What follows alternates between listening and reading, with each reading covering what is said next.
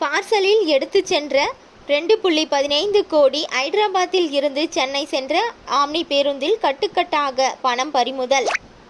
தமிழக ஆந்திரா எல்லையான எலாலூர் சோதனை சாவடியில் ஆரப்பாக்கம் காவல்துறையினர் வாகன தணிக்கையில் ஈடுபட்டிருந்த பொழுது ஆம்னி பேருந்தை மடக்கி சோதனை செய்த பொழுது பார்சல் ஒன்றை கண்டெடுத்து பிரித்து பார்த்தனர். அப்பொழுது அதில் கட்டுக்கட்டாக பணம் இருப்பது தெரிய வந்தது.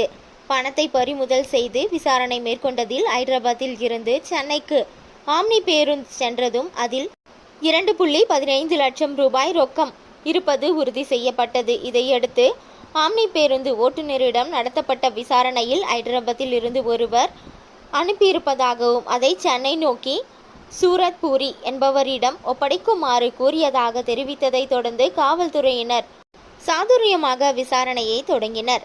சென்னையை சார்ந்த சூரத் பூரியை செல்போனில் தொடர்பு கொண்டு